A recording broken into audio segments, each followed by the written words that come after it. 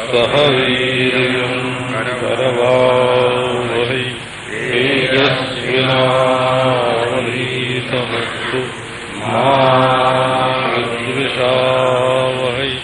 ओम शांति।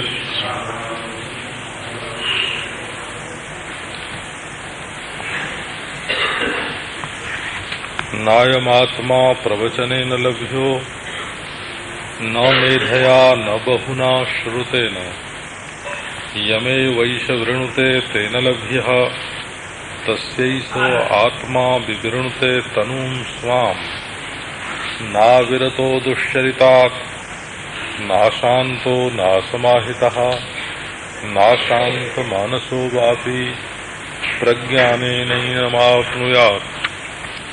यस्य ब्रह्म च क्षत्रं च उभे भवत ओदनः मृत्युर्यस्योपसेचनं क इत्था वेद यत्र सः।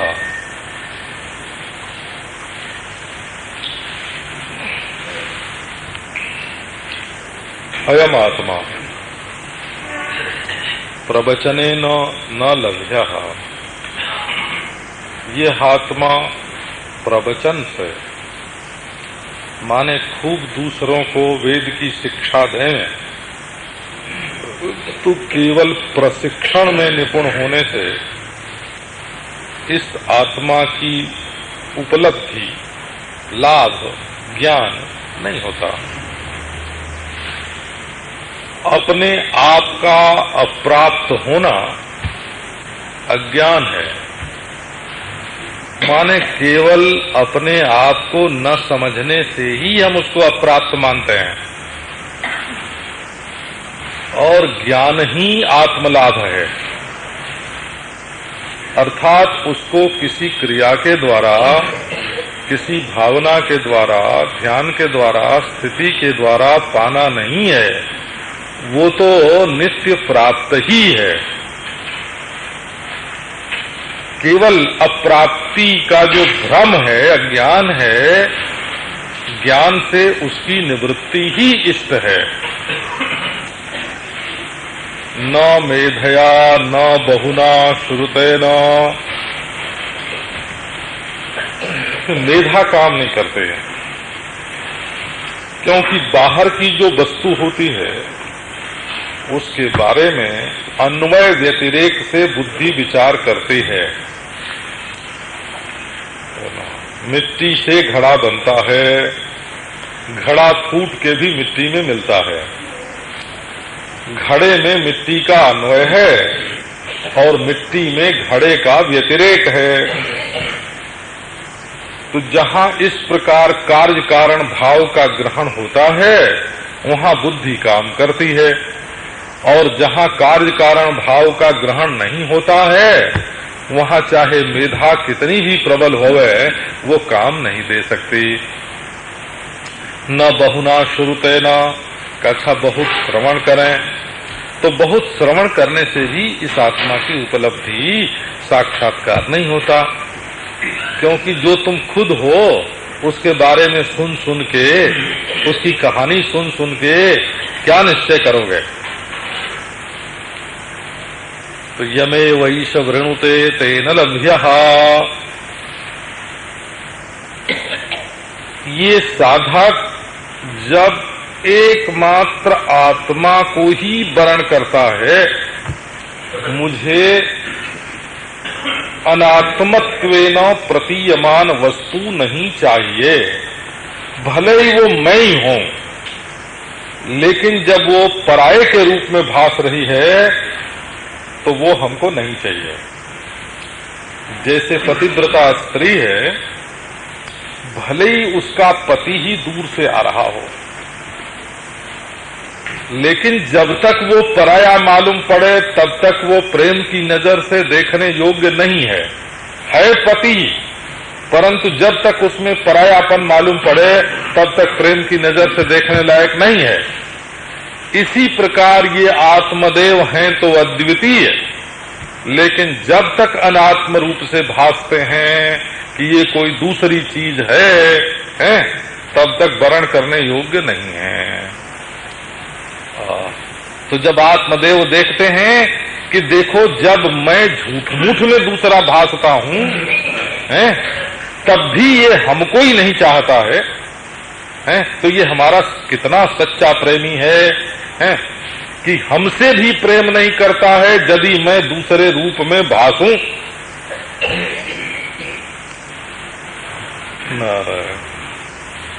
अपना आत्मा ही अगर अन्य रूप में भास रहा हो तो वो भासमान अन्य हमको नहीं चाहिए। इतनी प्रीति होवे तब उसको कहते हैं आत्मवरण। ऐसे वरण से आत्मा का साक्षात्कार होता है और ऐसा वर्ण करने वाला अपने आत्मा के रूप में परमात्मा का साक्षात्कार करता है। एक अर्थ मुंडकोपनिषद में है और एक कठोपनिषद में है।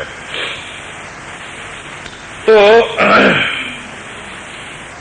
श्री शंकराचार्य भगवान ने जहां ब्रह्मसूत्र में इस मंत्र पर विचार आया है वहां कई प्रकार से इस बात को समझाया।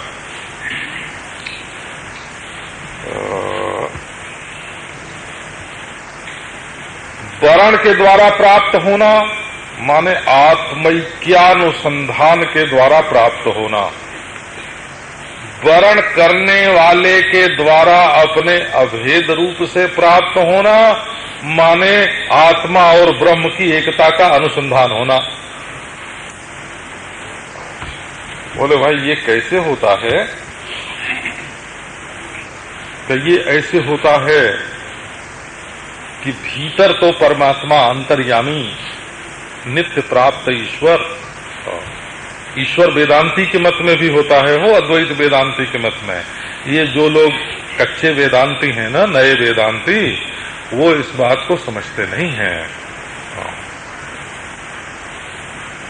जिसके मत में हाथ है, पांव है, आंख है, नाक है, दिल है, दिमाग है, ये धरती है, सूर्य है, चंद्रमा है, तो इनका जो अंतर्यामी संचालक है वो वेदांत के मत में ईश्वर हो, है ना, मायोपाधिक ईश्वर उसको बोलते हैं।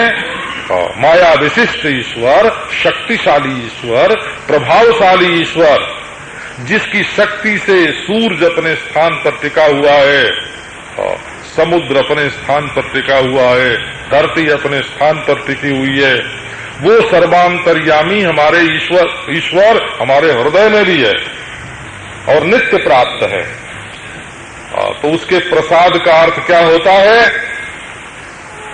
वो हमारे हृदय में वैराग्य दे, मुमुक्षा दे, जिज्ञासा दे। वैराग्य, मुमुक्षा, जिज्ञासा भीतर बैठ के वो दान करे और जब उसकी आराधना की जाएगी तो जरूर देगा। देने के लिए वो बाध्य है। कि कैसे? कि जब हम अंतर्यामी ईश्वर का ध्यान करेंगे तो बाहर के विषय का ध्यान टूटेगा कि नहीं? जब हम अंतर्यामी ईश्वर से प्रेम करेंगे तो बाहर का राग टूटेगा कि नहीं? और जब हम अंतर्यामी ईश्वर से प्रेम करेंगे तो बाहर के विषय दुख रूप मालूम पड़ेंगे कि नहीं? तो अंतर्यामी ईश्वर से प्रेम करने पर, उसकी आराधना करने पर, ध्यान करने पर बाहर के विषयों से वैराग्य होता है, इनसे मुमुक्षा होती है, आत्म वस्तु की जिज्ञासा होती है। सच्चे आराधक को ये वस्तु मिलती ही है। तो अंतर्यामी हृदय में बैठ के कहता है ना, कि राग कहता नहीं है, उसकी उपस्थिति का, आराधना का फल ही है, भक्ति का फल ही ये है। तो क्या निकलेगा उसमें से? संसार से वैराग्य, संसार से मुमुक्षा, तत्व की जिज्ञासा। ये आराधित ईश्वर क्या प्रसाद जब हमारे हृदय में प्रकट होता है, नित्य प्राप्त ईश्वर की आराधना करने से उसका प्रसाद वैराग्य, मुमुक्षा, जिज्ञासा के रूप में हमारे हृदय में प्रकट होता है। नारायण। और गुरु आके कहता है कि तू वही है, तत्वमसि, तो वही परमात्मा को प्राप्त कर सकता है। दूसरी बात यह है कि यमेव एष वृणुते तेन लभ्यः। एष परमात्मा जमेव वृणुते, जिस साधक को पसंद करता है ये हमको मिले, ये हमको मिले, है ना, वही उसको पा सकता है। नहीं तो उसको छिपने की इतनी जगह है कि कोई ढूंढ नहीं सकता। बोला ये क्या छिपने वाला है। देखो ये श्रीमद् भागवत में ऐसा लिखा है कि विरोचन को आया क्रोध,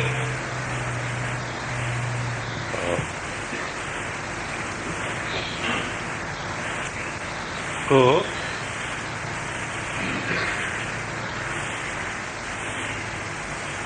उसने कहा कि हमको कहीं ईश्वर मिले तो हम जरूर उसको मार डालेंगे।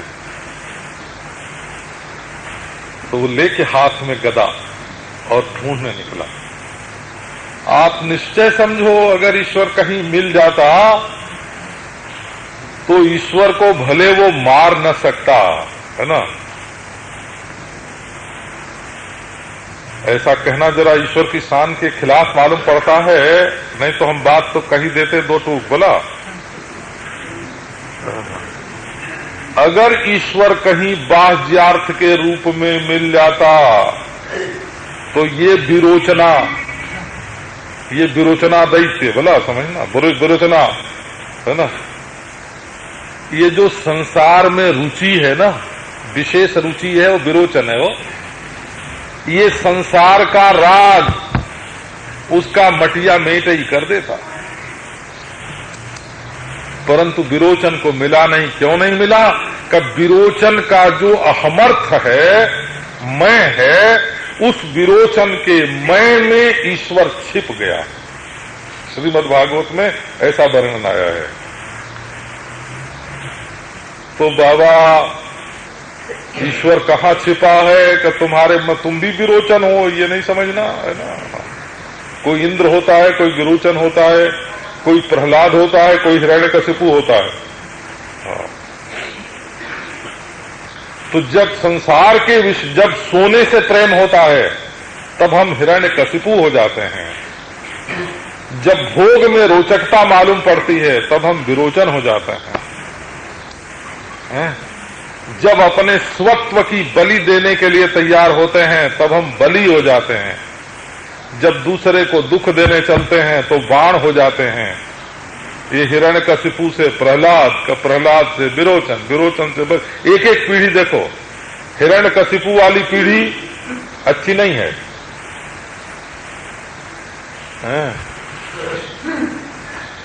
हिरण्यकशिपु की पीढ़ी अच्छी नहीं है हो। और नारायण प्रहलाद की पीढ़ी अच्छी है। फिर प्रहलाद के विरोचन, नारायण वो अच्छी नहीं है, पर विरोचन के बलि अच्छे हैं। फिर बलि के बाण, नारायण सीताराम सीताराम। एक साल जब खेत में गेहूं पैदा हो लेता है ना, तो दूसरे साल उसमें मटर बोते हैं। गेहूं का पौधा सीधा जाता है ना, खड़ा होता है, तो खड़े जाने की जो ताकत है खेत की, जब वो नष्ट हो जाती है तो लेटने वाला पौधा उसमें मटर बोते हैं। और जब लेटने वाली शक्ति खेत की खत्म हो जाती है तो दूसरे साल उसमें फिर गेहूं बोते हैं। शिव कुमार शास्त्री इतने बड़े विद्वान हो गए काशी में कि उनके बेटे को फिर एक अक्षर नहीं आया, है ना। सारा दिमाग शिव कुमार शास्त्री में ही खत्म हो गया। नारायण। तो ईश्वर की जो कृपा है,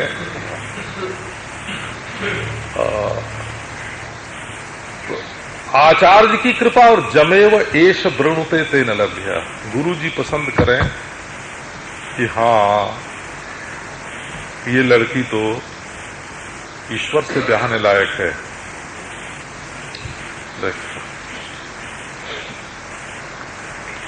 तो तेन लभ्यः, उसी के द्वारा परमेश्वर प्राप्त हो। तस्यैष आत्मा विवृणुते तनुम स्वाम। तस्य एष आत्मा, उसकी क्या वस्तु है सृष्टि में? बोले एष आत्मा। ये आत्मा ही उसकी वस्तु है, ये आत्मा ही उसका सर्वस्व है, और उसके सामने ये अपने को छिपाता नहीं है। तो हर हालत में गुरु जी कृपा करें तो, और परमात्मा कृपा करे तो, है ना, और ये साधक जिज्ञासा तीव्र जिज्ञासा के द्वारा वर्ण करे तो हर हालत में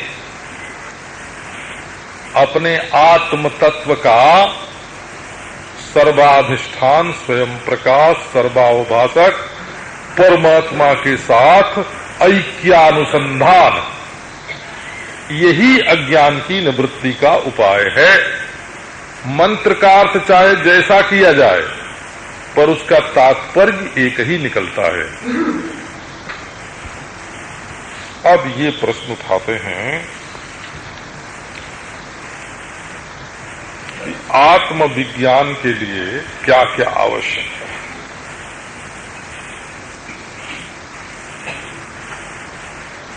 तो नारायण प्रज्ञानेनो, तो आदमी खूब उपनिषद पढ़ता है। हमने ऐसे देखे हैं हो जिनको 108 उपनिषद बिल्कुल कंठस्थ, परंतु आत्मज्ञान उनको है टन पाठ नहीं। ये देखा, बोले उनको अद्वैत सिद्धि और चित्त सुखी खंडन खंड खाद्य भेद धिक्कार। भेद धिक्कार में हमको एक स्मृति, हमारे पितामह थे तो वो कभी वेदांत के ग्रंथों के का नाम उच्चारण करते। वो तो ज्योतिषी थे, वेदांत का ज्ञान तो उनको उतना ही था जितना पुराणों के पढ़ने से होता है। पुराणों में 2 नंबर का ब्रह्म ज्ञान है बोला तो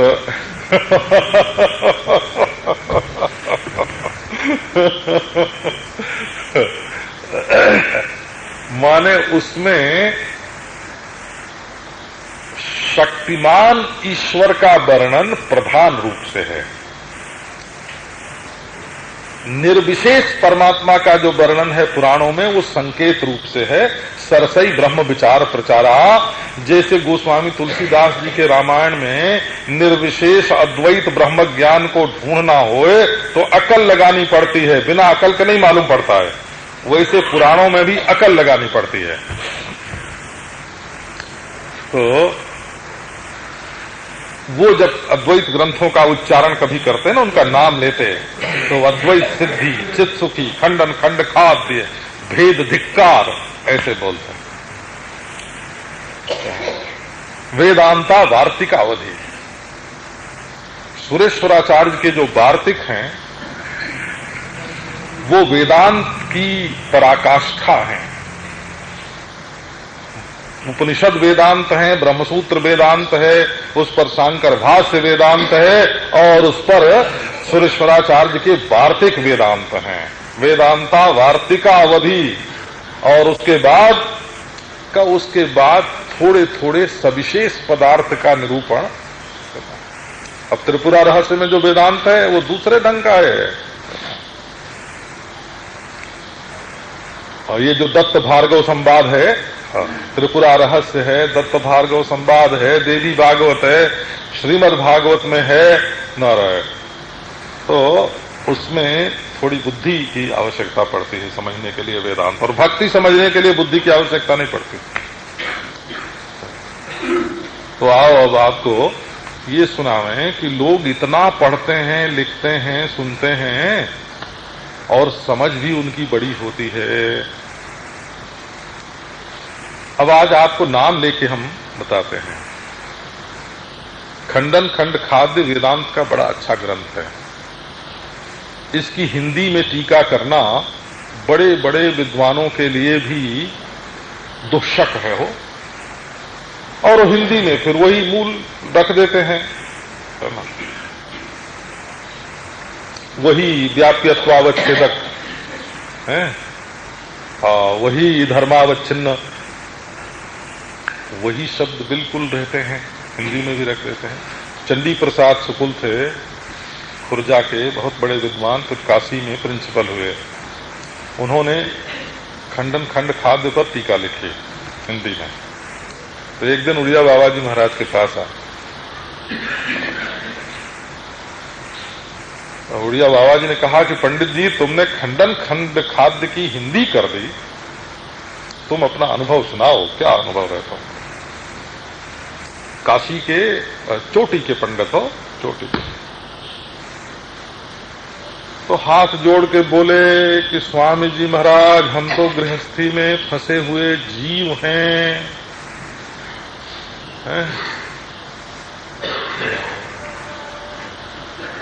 हम क्या आपको अनुभव सुनावें? अनुभव तो आपकी वस्तु है, हम तो केवल अध्ययन अध्यापन के द्वारा शास्त्र की रक्षा करते हैं। ये बात देखो इसलिए बताई कि प्रज्ञानेन एनम न आत्मयात्, केवल पढ़ लिख के इस परमात्मा का साक्षात्कार नहीं हो सकता, समझदारी से, केवल विद्या बुद्धि से इसका साक्षात्कार नहीं हो सकता। अब दूसरा ही नाम लेके बता देते हैं आप। गंगा किनारे एक महात्मा थे, दंडी स्वामी, उनका नाम था स्वामी श्री विश्वेश्वराश्रम जी महाराज।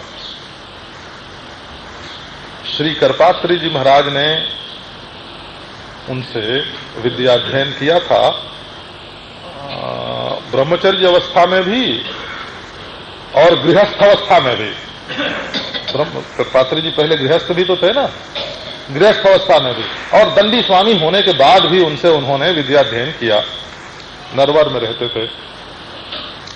उनको बोलते थे पंडितों में षड दर्शनी के आचार्य हैं ये, माने छहों दर्शन उनके जिह्वा पर नृत्य करते हैं, ऐसे उनके बारे में बोलते थे लोग। अमुष्य विद्या रसनाग्र नर्तकी, विद्या जो है इनके जीव के नोक पर नाचती है, ऐसा उनके बारे में बोलते थे लोग। पंडित जीवन दत्त जी ब्रह्मचारी उन्हीं के पास रहते थे, बहुत बड़े विद्वान। तो उनसे किसी ने पूछा कि महाराज आपको ब्रह्म ज्ञान हो गया कि नहीं हुआ? तो बोले कि देखो, हम तो शास्त्रों की रक्षा करते हैं कि ये लुप्त न हो जाए। हम पढ़ा देंगे तुम वेदांत का, मीमांसा का, न्याय का, वैशेषिक का, योग का, सांख्य का, है ना, कोई भी ग्रंथ आकर हमसे पढ़ो, हम ग्रंथक ग्रंथी को खोल देंगे। हाँ, परंतु हम तो शास्त्र की रक्षा कर रहे हैं। बोले इतना बड़ा पांडित्य और आप ग्रंथक ग्रंथी खोलते हैं, अविद्या ग्रंथी नहीं खोलते हैं, इसका कारण क्या है? आपको ये श्लोक है ना, श्लोक ये कहता है कि प्रज्ञानेन एनम न आप्नुयात्, बड़ी भारी विद्या, बड़ी भारी बुद्धि किसी को प्राप्त होवे, परंतु एनम न प्राप्नुयात्, ये अपने आप को तो विद्या की मसाल लेके गांव में ढूंढने गया, वो तो बुद्धि की मसाल लेकर के गांव में ढूंढने गया। अपने घर में खोई चीज गांव में कहां मिलेगी? हाँ, एक आदमी थोड़ा भांग के नशे में था, बच्चे को ले लिया कंधे पर, अब वो दिखे नहीं कि बच्चा कहां गया है। तो पहले इधर उधर हल्ला किया, लोग भी इकट्ठे हो गए, हमारा बच्चा कहां गया? तो लोगों ने समझा कोई दूसरा बच्चा होगा, एक तो कंधे पर ले रखा है इसने, और एक कोई दूसरा होगा। पुलिस में गया महाराज, रिपोर्ट कर दी। अब वो तो पागल तरीका हो गया कि हमारा बच्चा खो गया, खो गया, खो गया, और वो बच्चा जो है वो मौज से कंधे पर बैठ के और उसके सिर पे, हाँ, सिर का सहारा लेके सो गया। और वो गांव भर घूम के रात को महाराज जब घर लौटा तो देहरी की लगी चोट बच्चे के सिर में और वो चिल्ला उठा, अरे ये तो हमारे कंधे पर बैठा है। बोला तो एनम का अर्थ है जो खुद तुम हो,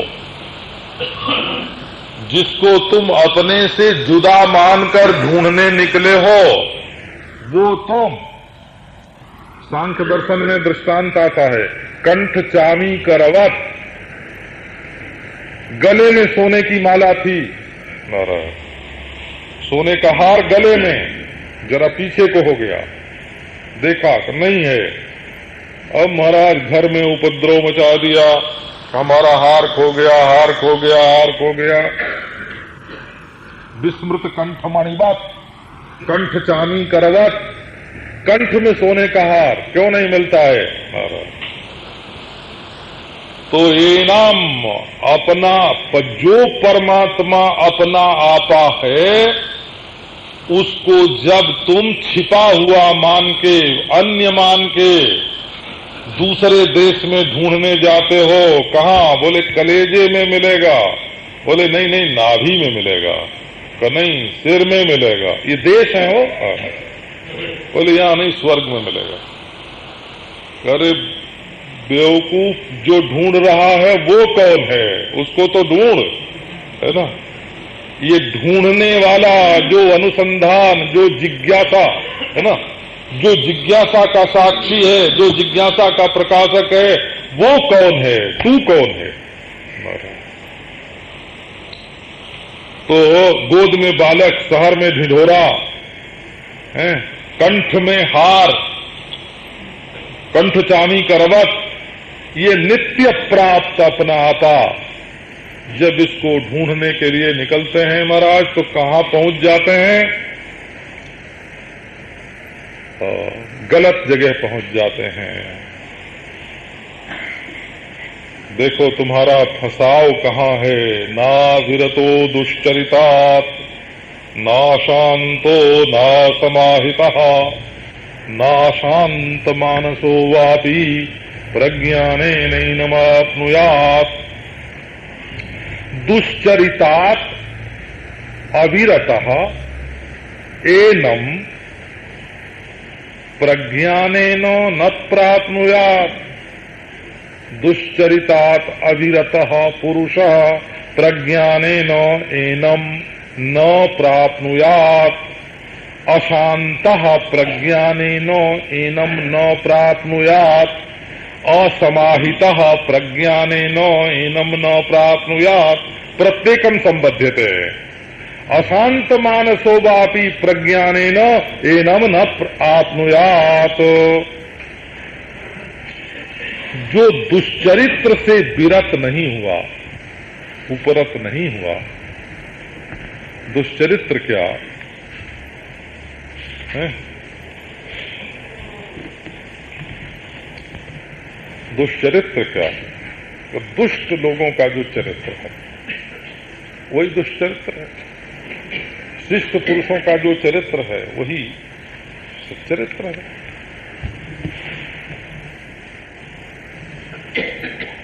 बोले भाई, जो मना किया हुआ काम है वही करता है, प्रतिशुद्ध। जैसे कानून के खिलाफ करने वाला राज्य का अपराधी है, वैसे वेद विहित धर्म के विपरीत करने वाला है दुष्चरित्र है। बोले इतना ही नहीं, जो मना किया हुआ काम है वही करता है, प्रतिशुद्ध। जैसे कानून के खिलाफ करने वाला राज्य का अपराधी है, वैसे वेद विहित धर्म के विपरीत करने वाला है दुष्चरित्र है। बोले इतना ही नहीं, जो विहित है उसको न करने वाला भी दुष्चरित्र है। ये दो बात हो गई है ना। एक तो समझो कि चौराहे पर पुलिस का सिपाही खड़ा है और वो दूसरे को लूट लेता है, तो ये क्या हुआ? निषिद्धाचरण हुआ ना। लूटना तो उसके लिए निषिद्ध है, सबके लिए निषिद्ध है, उसके लिए भी निषिद्ध है। तो लूटना निषिद्धाचरण है। अच्छा, वो खड़ा तो हो सड़क चौराहे पर, उसकी ड्यूटी हो, और वो मोटरों को हाथ न दे, है ना। जो उसके लिए विहित है उसको न करे, तो वो अपराधी हुआ कि नहीं हुआ? तो मांस भक्षण आदि प्रतिषिद्ध कर्म करे और संध्या बंदनादि विहित कर्म न करे, विहिताकरणात्, दोनों हालत में मनुष्य क्यों नहीं करता है, ये देखो। आपको इसका विज्ञान सुनाते हैं। असल में मनुष्य जो है वो वस्तु में जब तक गुण समझता है, इंद्रिय में सुख समझता है, जब तक अपनी मन की अमुक स्थिति में ही मजा लेना चाहता है, तब तक वो विशेष वस्तु का ही प्रेमी है, निर्विशेष का प्रेमी नहीं है। तो विशेष में जिसकी महत्व बुद्धि है, देखो एक आदमी शहर में बेईमानी से कमाई कर रहा है और एक आदमी ईमानदारी से कमाई कर रहा है, तो दोनों में क्या फर्क है?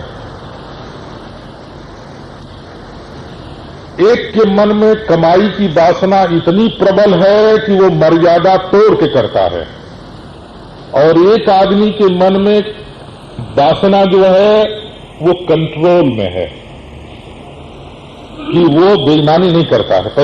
पैसे की वासना उसके मन में भी है, वो भी कमाई का काम करता है, लेकिन पैसे की वासना उसके काबू में है, जिसके कारण वो बेईमानी नहीं करता है। तो पैसे में महत्व बुद्धि तो है, परंतु इतनी नहीं है कि अपनी आत्मा का सत्यानाश करके वो पैसा कमाए। हैं? एक आदमी कमाता भी है ईमानदारी से और अपनी दान भी करता है, हैं? और एक आदमी ऐसा है कि उसको संसार का भाव ही नहीं उठता है। तो आप देखो कि प्रतिषिद्ध के आचरण में वासना का वेग तीव्र है और विहित के आचरण में वासना का वेग नम्र है, कम रहे।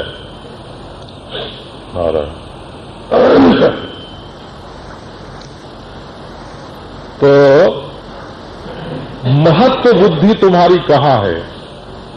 पैसे में महत्व बुद्धि है कि ईश्वर में महत्व बुद्धि है कि अपने हृदय में महत्व बुद्धि है, कि कहीं महत्व बुद्धि नहीं है? तो परमात्मा की ओर जाने के लिए तो निर्विशेष का प्रेमी होना पड़ता है ना।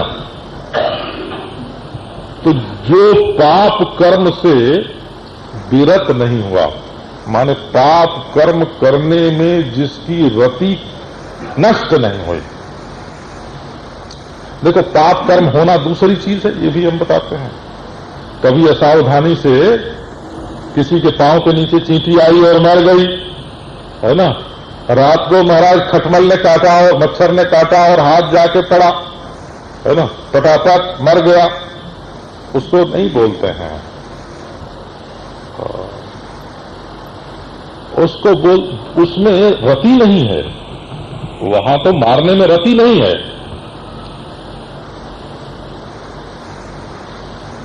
विरत हो जाए, उसमें रुचि न हो। ये नहीं कि खाए नहीं, पहने नहीं, पिए नहीं, पैसा रखे नहीं, ये नहीं, सब रहे, परंतु रुचि कहां हो? जैसे नारायण स्त्री की रुचि कहाँ का अपने यार में, और पुरुष की रुचि कहाँ? देखो अब घर का सब काम कर रहा है, पर जिसका बच्चे से प्रेम है वो दुकान पर काम करते हुए भी बच्चे का ख्याल तो रखता है ना, रति तो उसकी बच्चे में है ना। पत्नी है घर का काम करते हुए रुचि तो अपने पति में रखती है ना, अलग रह के भी उसकी रुचि पति में होती है। तो विरति का अर्थ क्या हुआ कि दुश्चरित्रता में, पाप में रति नहीं रहे। जब तक ये रति छूटेगी नहीं, जानबूझ के पाप करते हैं, जानबूझ के झूठ बोलते हैं, जानबूझ के बेईमानी करते हैं, जानबूझ के चोरी करते हैं, जानबूझ के देखो मन में आ जाता है कि इनका 5 रुपया दबा लें तो बड़ा मजा आएगा, हमारे पास तो पैसा ही पैसा हो जाएगा, है ना, इनका 5 रुपया दबा लें, है ना, ऐसा ख्याल मन में आता है। तो जब तक दुष्चरित्र आदमी छोड़ेगा नहीं, तब तक ये विद्या बुद्धि काम नहीं देगी। नाशांतः का अच्छा भाई बुराई तो नहीं करते, लेकिन मन में काम आता है, क्रोध आता है, बड़ी अशांति आती है, राग द्वेष आता है। ये इंद्रियां जो हैं ये पराये घर की ओर झांकती रहती हैं, इंद्रिय लौल्य अशांति है। तो नाशांता का अर्थ हुआ कि सम दम से संपन्न जो नहीं है, अशांत पद का अर्थ है यहां अशांतः प्रज्ञानेन एनम न आपनुयात्। जो अशांत है उसको विद्या बुद्धि से इस परमात्मा की प्राप्ति नहीं होगी। तो अशांत का क्या अर्थ है कि जिसके अंदर सम दम नहीं है, इंद्रिय अपने काबू में नहीं बाबा।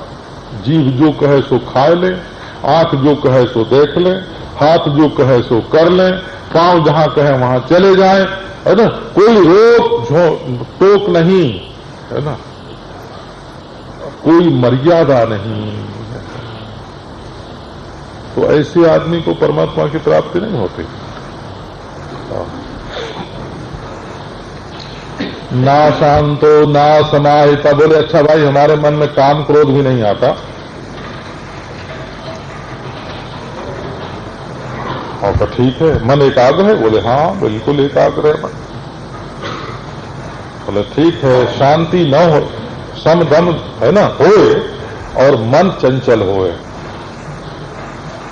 सम दम तो होवे परंतु मन चंचल होवे, काम क्रोध न होवे, है ना, इंद्रियों में चंचलता न होवे, पर मनी राम जो हैं वो धोबी का कुत्ता, न घर का न घाट का, न यहां जमे न वहां जमे हैं।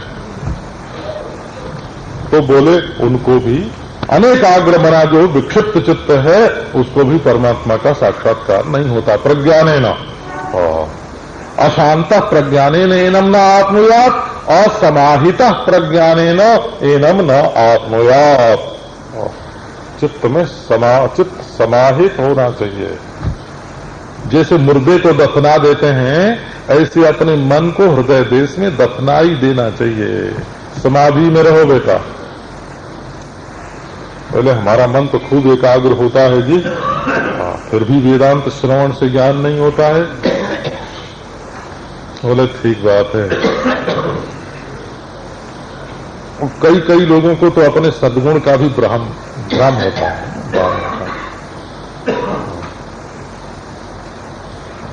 वो जब दूसरे से पूछने जाते हैं कि आप हमारे दोस्त बताओ, तो उनसे क्या कहना चाहिए? हैं? लेकिन महाराज हमको तो हमारे अंदर कोई दोष नहीं दिखता है, जरा आप बता दीजिए हमारे दोस्त। तो एक बात तो ये देखने में आई है कि अगर बता दें तो वो फिर हमेशा के लिए दुश्मन ही हो जाता है, फिर नहीं आता हो।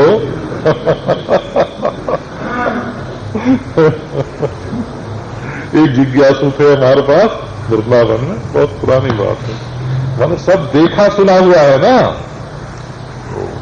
तो वो बहुत कहते कि हमारे दोष बता दिया करो तो हम सुधार लिया करेंगे।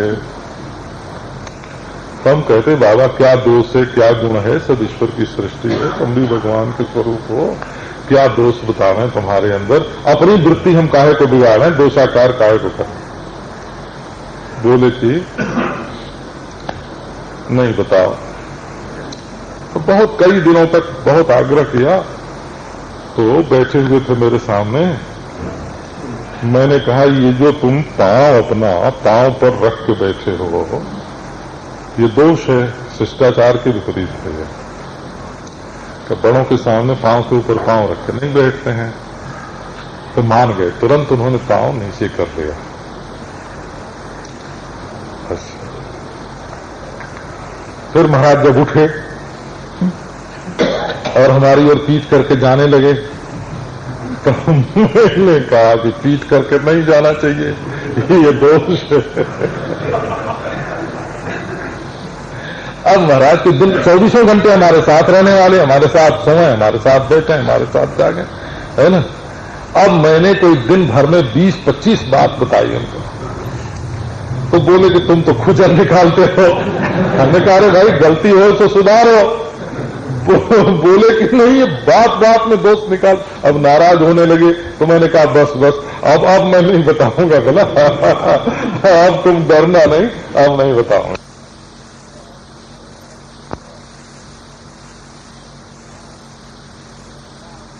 दोष बताने पर तो वो नाराज हो गई, क्योंकि सब लोग तारीफ सुनना चाहते हैं। स्तोत्रम कस्य न तुष्ट है ना। एक दिन कह दें कि तुम्हारी बुद्धि ब्रह्म ज्ञान में प्रवेश नहीं करती है तो बस है। तो क्या बताऊं मैं आपको। अच्छा, जिसने पूछा कि हमारे अंदर क्या दोष है, हमको तो नहीं मालूम पड़ता, तुम बताओ। तो हम उसको ये बतावें कि देखो ये तुम्हारा अभिमान है कि हमारे अंदर कोई दोष नहीं है, और ये अभिमान जो है ये स्वयं में बड़ा भारी दोष है कि हमारे अंदर कोई दोष नहीं है, हैं? निर्दोष तो केवल नित्य शुद्ध बुद्ध मुक्त ब्रह्म ही है ना। ब्रह्मातिरिक्त कोई भी स्थिति यदि तुम्हारे अंदर है, व्यक्तित्व का अभिमान है, तो वो निर्दोष कैसे हो सकता है। तुम ब्रह्म से अलग रह के निर्दोष रहना चाहते हो, ब्रह्म से अलग होके निर्दोष रहना चाहते हो। ब्रह्म से अलग होना ही दोष है ना। ये अभिमान ही दोष है, ये अविद्या ही दोष है। ये ब्रह्म से अलग प्रपंच को सत्य मानना और निर्दोष होना, ये कैसे हो सकता है। तो न समाहिता असमाहिता, बिल्कुल ऐसा। बोले अब तो भाई निर्दोष है, हमारे समाधि लग गई। बोले नहीं, ये समाधि लगने वाले ऐसे हैं, लगाने वाले ऐसे हैं कि जैसे जंगल में जब भजन करने बैठते हैं ना, जंगल में, और दोपहरी हो जाए तो बीच बीच में 5-10 मिनट में आंख खुलती है तो चारों ओर देख लेते हैं कि कोई भोजन लेके आ रहा है कि नहीं।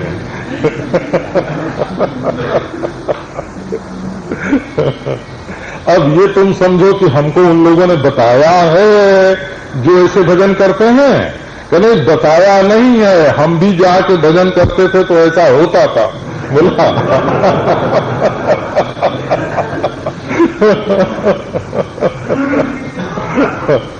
हाँ। और शाम को 5 बजे 6 बजे थोड़ा ठंडा हुआ तो ध्यान भी किया और फिर आंख खोल के देख भी लिया रास्ते की तरफ कि कोई सत्संग करने के लिए आ रहा है कि नहीं आ रहा है। बोला तो कोई सत्संगी आ रहा है कि नहीं। अच्छा, तो ये तो आपको दृष्टांत बताया हो, दृष्टांत। और इसका दार्ष्टान्त दूसरा है। वो क्या है कि जो चित्त एकाग्र होता है ना, तो 10 मिनट 20 मिनट आधा घंटा घंटे भर चित्त एकाग्र रहे। वैसे हम लोग ऐसा मानते नहीं है, ये आपके संतोष के लिए कह रहे हैं बोला। ऐसा हम नहीं मानते हैं कि आपका चित्त 15 मिनट एकाग्र रहता है ना। आप माफ करना बोले तो हाँ, उड़िया बाबा जी महाराज कहते थे कि 12 मिनट अगर किसी का चित्त एकाग्र रह जाए तो वो समाधि की दशा में चला जाता है बोला। तो बीच बीच में कई चीजें आती हैं, कई जाती हैं, लेकिन हमने एकाग्रता की परिभाषा ऐसी बना रखी है कि अपने यार की याद आ जाए तो उसको चित्त की चंचलता नहीं मानते हैं, तो या चित्त सो जाए है ना तो उसको चित्त का दोष नहीं मानते हैं। वो लय और विक्षेप असल में दोनों दोष हैं। लेकिन मान लिया कि तुम्हारा मन 15 मिनट, आधा घंटा, घंटे भर, ये लोग जो 3-3 घंटे कमरा बंद करके बैठते हैं ना और निकलते हैं, भजन करके निकल रहे हैं। पहले तुम भजन करके नहीं निकल रहे हो, तुम दिन भर की योजना बना के है ना और 6 महीने और आगे की भी योजना बना के निकल रहे हो, वो हमको मालूम है बोला। तो ये घर में बैठ बंद में बैठ के तो क्या होता है कि चित्त समाहित हो तब भी परमात्मा की प्राप्ति नहीं होती है। क्यों नहीं होती? बोले जब समाधि से उठते हैं तो देखते हैं कि हमारे अंदर कौन कौन सी सिद्धि आई और कौन कौन सी नहीं आई, है ना। तो जिसके मन में सिद्धि की इच्छा है कि हम जब चित्त एकाग्र करेंगे तो देवता आके दर्शन देगा, स्थान नुपनिमंत्रण देवता को देखो दूर का, हम तुमको 2 मील दूर का दिखा देते हैं, कलकत्ते में इस समय क्या हो रहा है लोग तुमको मालूम कराते हैं, तुम्हारा कौन दोस्त है बताते हैं, तुम्हारा कौन दुश्मन है बताते हैं। ये होता है मन में हो, सब मनोराज्य होता है, एकदम 16वां में ये मनोराज्य है। कोई परलोक की आत्मा आ गई, वो हमसे बात कर गई है ना। हाँ, मरे हुए ये चुड़ैल कहां से आती है ना। वेदांती लोग ये दृष्टांत ही देते हैं। आप लोगों को देखो एक बात सुनाते हैं जरा, जिनका वेदांत से प्रेम होगा उनको अच्छी लगेगी, जिनको वेदांत से प्रेम नहीं होगा उनको अच्छी भी नहीं लगेगी। मन में सिद्धि की इच्छा है कि हम जब चित्त एकाग्र करेंगे तो देवता आके दर्शन देगा, स्थान नुपनिमंत्रण देवता आके ओ देखो दूर का, हम तुमको 2 मील दूर का दिखा देते हैं, कलकत्ते में इस समय क्या हो रहा है लोग तुमको मालूम कराते हैं, तुम्हारा कौन दोस्त है बताते हैं, तुम्हारा कौन दुश्मन है बताते हैं। ये होता है मन में हो, सब मनोराज्य होता है, एकदम 16वां में ये मनोराज्य है। कोई परलोक की आत्मा आ गई, वो हमसे बात कर गई है ना। हाँ, मरे हुए ये चुड़ैल कहां से आती है ना। वेदांती लोग ये दृष्टांत ही देते हैं। आप लोगों को देखो एक बात सुनाते हैं जरा, जिनका वेदांत से प्रेम होगा उनको अच्छी लगेगी, जिनको वेदांत से प्रेम नहीं होगा उनको अच्छी भी नहीं लगेगी, है ना। वो कहते हैं कि ये जो देवताओं के दर्शन होते हैं ना, ये इंद्र देवता का दर्शन हुआ, कुबेर देवता का दर्शन हुआ, वरुण देवता का दर्शन हुआ, ये जो देवताओं का दर्शन होता है ये कैसा होता है, इसके लिए वेदांतियों ने एक दृष्टांत बना रखा है अपने बड़े बड़े ग्रंथों में, नष्ट बनितादिवत। वो कहते हैं जैसे किसी की स्त्री, बड़ी प्रेयसी स्त्री हो और मर गई हो, हैं, तो वो जब एकांत में बैठते हैं तो उनको जैसे है ना मालूम पड़ता है कि वो आ गई है, कि वो बोल रही है, वो कड़कड़ कर रही है ना। तो नष्ट पुरुष अथवा नष्ट स्त्री, इसमें कोई फर्क नहीं है। जैसे ताजमहल में किसी को मालूम पड़ता है कि बीबी ताज अब भी आकर उसके खिड़की में बैठती हैं नारायण, हैं, तो ये जैसे मन का ही खेल है, न वहां बीबी ताज आती हैं, न यहाँ आपकी श्रीमती आती हैं, न श्रीमान आते हैं, ये मनी राम सब गड़बड़ मचा देते हैं। ऐसी महाराज जब एकाग्रता से उठते हैं तो सिद्धि की उम्मीद करते हैं। अरे हमारे ध्यान में वो दोस्त आया, हमारे वो दुश्मन आया है, और हमने ये सच्चाई देख ली और हमने वो सच्चाई देख ली, है ना। ये असल में सिद्धि की इच्छा जो है वो अशांति है। जिसके मन में सिद्धि की इच्छा बनी हुई है वो एकाग्र चित्त हो जाए तब भी बड़ी बड़ी विद्या बुद्धि प्राप्त करने से भी प्रज्ञानेन एनम न आत्मयात्। तो 4 बात इसमें से निकली। शंकराचार्य ने उनका संग्रह कर दिया है अंत में, आप देखना उनका भाष्य। जस्तु दुश्चरितात विरतः इंद्रिय लौल्याच्च समाहित चित्तः समाधान फलादति उपशांत मानसश्च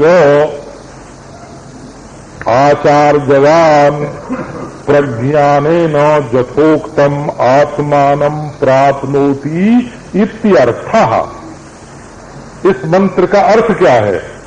इस मंत्र का अर्थ है कि पाप कर्म से उपराम हो करके और इंद्रियों की चंचलता भी छोड़ करके और चित्त को एकाग्र करके और एकाग्रता का जो फल है सिद्धि आदि लौकिक पारलौकिक, क्योंकि उपासना का फल है ना, इससे स्वर्ग मिलेगा, पितरलोक मिलेगा, इससे देवता मिलेगा, का इससे आकाश में उड़ सकोगे, इससे पानी पर तैर सकोगे, हैं?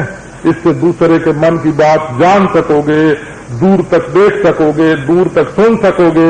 ये जो एकाग्रता के फल हैं, इन फलों का भी जो परित्याग कर देता है और ऐसी स्थिति में आचार्यवान निगुरा न हो गुरु हो,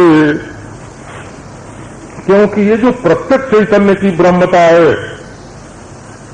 वो जब अपनी सनासी से पकड़ने लगते हैं ना, जैसे अपना हाथ पकड़ना हो तो अपनी सनासी से नहीं पकड़ सकते ना, अपने हाथ में सनासी लेके अपने हाथ में नहीं पकड़ सकते।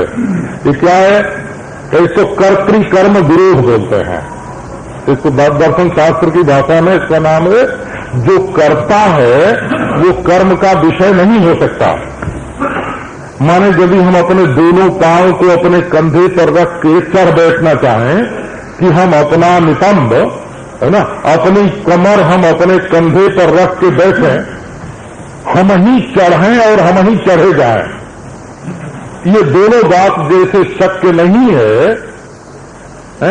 वैसे हम ही बुद्धि के द्वारा जाने और हम ही जाने जाएं, हम ही जाने और हम ही जाने जाएं, ये बुद्धि दोनों काम नहीं कर सकती कि एक ओर तो हमारे सामने रह के सनासी बने और दूसरी ओर वही सनासी बन के हमको पकड़े।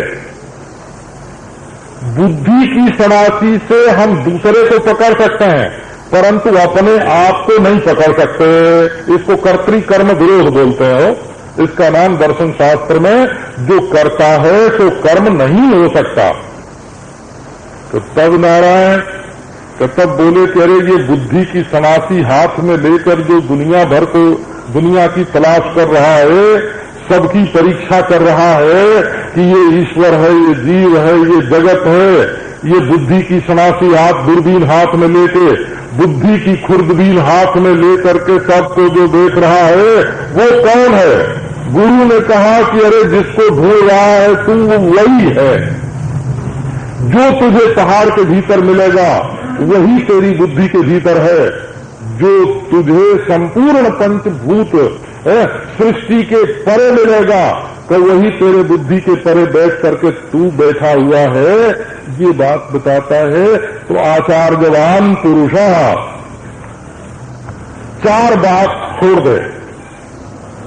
पाप छोड़े, इंद्रियों की चंचलता छोड़े, इंद्रियों की लोलता विषय लोलुपता छोड़े और चित्त का विक्षेप छोड़े और चित्त की एकाग्रता का फल न चाहे। 4 बात छोड़ दे और सद्गुरु की शरण ले, तब वो अपनी विद्या बुद्धि में भासमान जिसका प्रतिबिंब पड़ रहा है ना, शीशे में कौन दिख रहा है? ये बात बच्चे को बतानी पड़ती है कि बेटा तुम ही शीशे में दिख रहे हो, है ना।